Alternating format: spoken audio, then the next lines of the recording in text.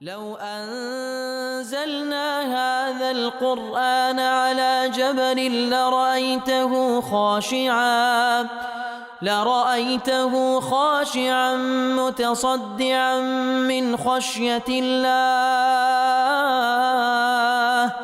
وتلك الأمثال نضربها للناس لعلهم يتفكرون.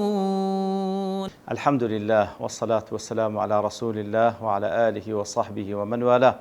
السلام عليكم ورحمة الله. برزان خوش حام لواني 237 لواني كاين تفسير القرآن في رزبين وخزمتان ومن بس رزامندي خواهي قولي وهي وادان أزيز سودي لور بقرن. أعوذ بالله من الشيطان الرجيم. بسم الله الرحمن الرحيم. قال رب اجعل لي آية. قال آيتك ألا تكلم الناس 3 أيام إلا رمزا واذكر ربك كثيرا وسبح بالعشي والإبكار. والله خوشويستان لدواي أوي كواد زكريا عليه الصلاة والسلام دعاء ذكا كخواي قور نويتشي باكو تساتش بيبخشي ملائكة مجدي بيددن كوا خواي قور مجدد بيددا كمن ذلك بيد بخشي ناوي يحيى وإيماني بهاتني عيساها وإيماني بيدن كاتكدي وهروا كسيك دبيتا سيد وقورة وهروا كسيك بارزرا ولقناه تاوانا كان وهروا كسيك نبيا من الصالحين كسيك كوا دبيتا بيغمبريك لريزي بيوتا كان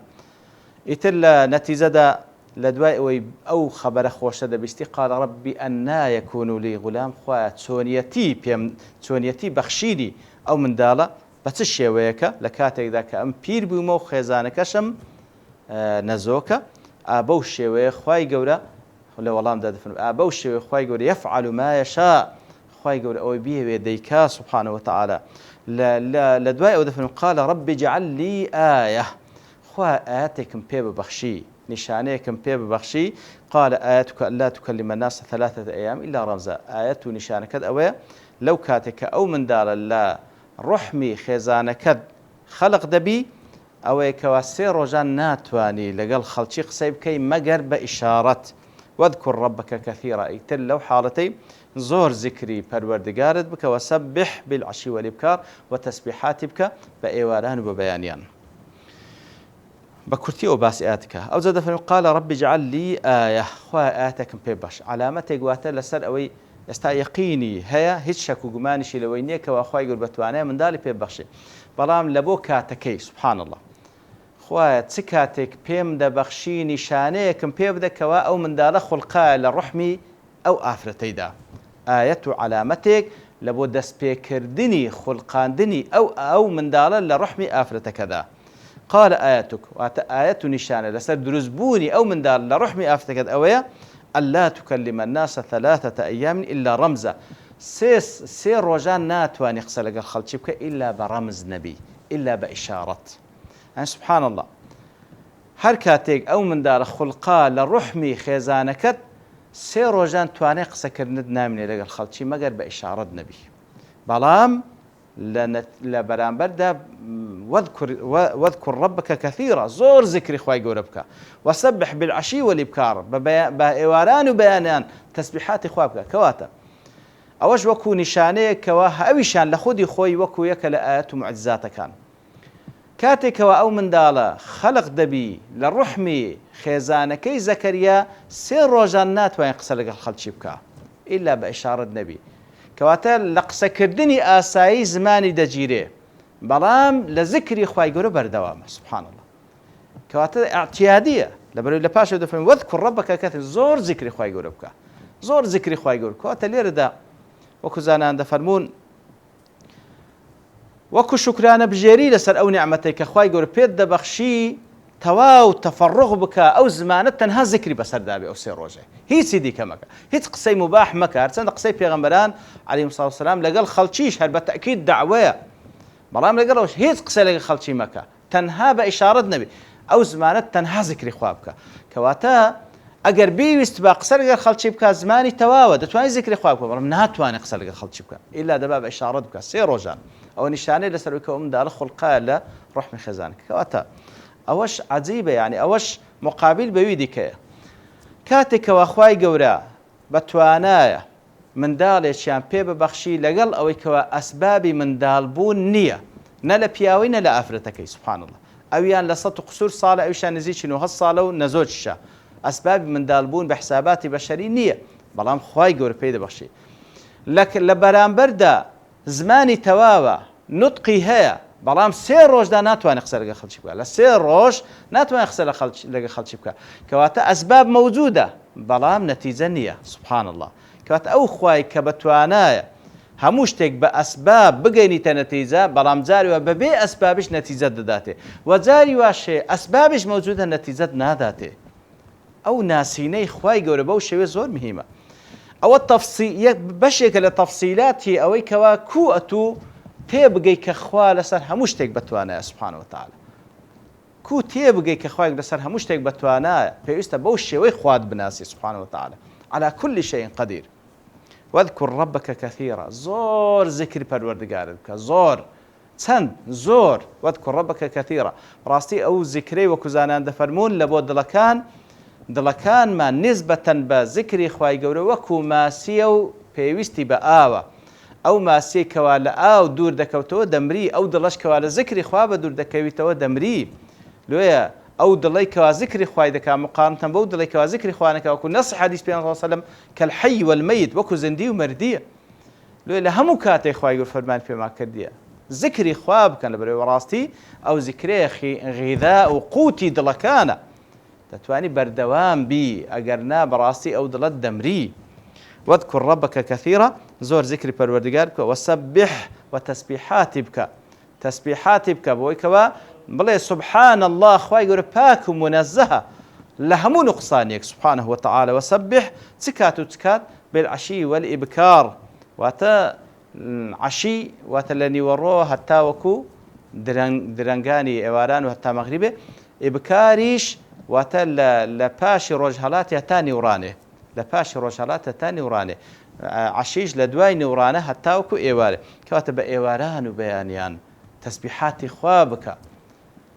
تەسبیحاتی خوا بکە خوای گەورە بە گەورە بزانە و هەموو صیفاتی گەورەی هەر لە خوا دەوەشێتەوە تەسبیحیشی بکە بۆی کەوا خوای گەورە پاک و منەزەهە لە هەموو صیفاتی نوقسانی سبحانه وتعالى وإذ قالت الملائكة يا مريم إن الله اصطفاك وطهرك واصطفاك على نساء العالمين أو زالير دا ديت السرباسي مريم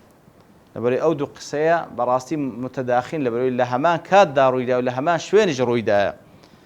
وإذ قالت الملائكة واذكر إذ قالت الملائكة وكزانا دفن كواتا باز بك يا رسول الله صلى الله عليه وسلم باز بك أو كاسي كوالا دواي بيغمبر صلى الله عليه وسلم قرآن باز ذكر بو خلشي باز بك كاتي كوا ملائكة بمريم دلين إن الله اصطفاك يا مريم الله سبحانه وتعالى ببي قمان أتوي هل بجاردية وطهرك أتوي باك كرديته لهمو صفاتي خراب واصطفاك على نساء العالمين أتوي هل بجاردية لسر همو جني عالمين لسر همو جني دنيا دا أتوي هل بجاردية بەڵی ترەوە بەو شێوەیە یەکەم جار موژدە بە مەریەم دەدرێ مەلائیکەت پێی دەفەرمیتن بەوەی کەوا خوای گەورە بێگومان ئەتووی هەڵبژاردێ ئیستەفاکی بەوەی کەوا بەو شێوەی لەناو هەموو خەڵکی تەنها ئەو تاکەک ئافرەت بوو کە خوای گەورە قبولی کرد وەکو نەزرێک لە بۆ ئەوەی کەوا ببیتە خزمەتکار بەیت المەقدیس و عابیدەبی لەناو بەیت المەقدیس و هەروها تاکە ئافرەتە کە خوای گەورە دەفەرمی و ئەنبەتەها نەباتەن حەسەنا بەو شێوەی پەروەردەی کرد و گەشەی پێکرد لەلایەنی خۆڕەوشت و لەلایەن جەستەوە کەوا بەڕاستی هەر ئەویان بەو شێوە خوای گەورە باسی دەکاتن ئیستەفاکێ ئیتر ئەتووی هەڵبژاردێ ئەتووی هەڵبژاردێ وەتەهەڕەکی و هەروە خوای گەورە توی پاک کردیت و لە هەموو صیفاتێکی خراپ کەواتەوە بەڕاستی باشترین ڕەددە لە بۆ هەموو ئەو کەسانی بە تایبەتی جوولەکە کەوا والعیاذ بالله تهمەی زینا دەدەنە پاڵ مەریەم و دەڵێن عیساش وەلەدی زینایە والعیاذ بالله ئیتر خوای گەورە توی پاک کرد و لە هەموو صیفەتێکی خراپ ئیتو خوای گەورە سبحانه وتعالى شاهدی لۆتدا لێ ئەو کەسێکەوە ئیتهامی مەریەم بکاتن کوفر بە ئاەتی خوای گەورەکە سبحانه وتعالى لێ شەک لە کوفری ئەو کەسانە نییە کەەوە ئیتهامی مەریەم دەکەن خوای گەورە ئەتووی هەڵبژاردێ و ئەتووش تەهەڕەکی پاش کرد و لە هەموو صیفەتێکی خراپ واصطفاکی على نساء العالمین دیسان ئەتووی هەڵبژاردێ لەسەر هەموو ژنانی دنیا بۆی کەوا بەبێ ئەوەی کەوا پیاوێک نزیکت بیتەوە منداڵت دەبی فعلا تاکە ئافرەتە بەبێ ئەوەی کەوا هیچ پیاوێک نزیکچی بیتەوە نە بە حەلال و نە بە حەرام منداڵی دەبی واصطفاك على نساء العالمين لەسەر هەموو ژنانی دنیا خوای گەورە توی هەڵبژار فعلا تاکە ئافرەتە کەوا بەو شێوەی خوای گەورە سوبحانه وتعالى ڕێزی لێ بنێ وەکو معجزەیەک منداڵێکی بەبێ باب پێ ببەخشی وهروە ئەو منداڵش ببیتە یەکە لە پێغەمبەرانی ئولو العەزم واصطفاك على نساء العالمين طبعا وەکو چەندین ئەحادیث لەسەر گەورەی و فەزلی ئەو ئافرەتە کە پێغەمبەر صلی الله علیه وسلم باسی دەکاتن کە سەیدەة نساء الجەنەشە کە ئەویان لەگەڵ ئاسیای خێزانی فێرعەون کە مسلمان دەبی و شەهید دەکرێ و هەروەها خەدیجەی کچی خوەیلد گەورە خێزانی پێغەمبەر صلی الله عليه وسلم و هەروەها فاتیمەی کچی محەممەد صلی الله عليه وسلم ئەوانە سەیدات نساء الجەنە گەورە ئافرەتانی بەهەشتن لە ڕۆژی قیامەتدا و هەروەها لە حەدیثی دیکە هەیە پێغەمبەر صلی الله عليه وسلم دەفەرمی لەناو پیاوان زۆر پیاو هەبوون کامل بوون بەڵام لەناو ئافرەتان تەنها یەک ئافرەت کامل بوو کە ویشیان مەریەمە ئیتر خوای گەورە سبحانه وتعالى بەو شێوە ئیصطفاکی وطهرك واصطفاك على نساء العالمين لە مقابلدا يا مريم اقنتي لربك واسجدي واركعي مع الراكعين کەواتە لە مقابل ئەو هەموو ڕێزەی کە خوای گەورەتی لێنا یەکسەر شکرانە بکە شکرانەکەشت بریتی لە عیبادەتکردن يا مريم اقنتي لربك اقنتي واتە دوام الطاعة مع الخضوع قنوت بريتة لدوام الطاعة مع الخضوع كواتا بردوام بل طاعة خواهي قولة بو بري ملكتي واسجدي سزدببا واركعي مع الراكعين سزدب وركوع ببا لقال كسانك وركوع دبن سالير دا وكزانا دفن مقابل بو مرتبة برزك بي بخش بيوستا شكران بكي لا شكران كرنا كشت بعملي بيوستا عبادات بكي قنوت بو شوي ملكزبة لبو خواهي قولة بردوامي لطاعتي با واسجدي واركعي سوزدب وركوع بعد خوي حسب نوجكي ايما او نوجكوا پیغمبر فيركني صلى الله عليه وسلم ركوع بيش السجود بلام ليره دا سجود بيش ركوعات عندك لزانه دفن لواني نوجي اوان سوزدي بيش ركوع بوا هندج دل نخير هر ركوع بيش سجود بلام كخواي قول السجود بيش يخستيا تا وقت ما بقي السجود اشرفت للركوع لبروي للسجود نزيكترين كاتا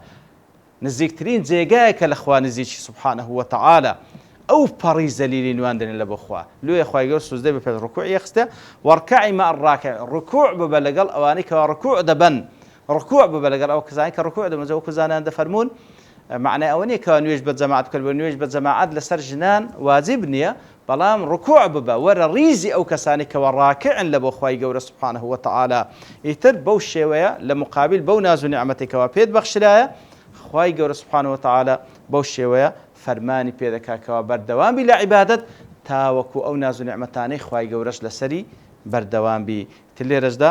دەوەستین بە پشتوانی خوای گەورە لەوانەی داهاتوودێنەوە خزمەت ئەو بابەتە و زیاتر قسەی لێ دەکەین وصلى الله وسلم على نبينا محمد وعلى آله وصحبه أجمعين وآخر دعوانا الحمد لله رب العالمين لو أنزلنا هذا القرآن على جبل لرأيته خاشعا متصدعا من خشية الله وتلك الأمثال نضربها للناس لعلهم يتفكرون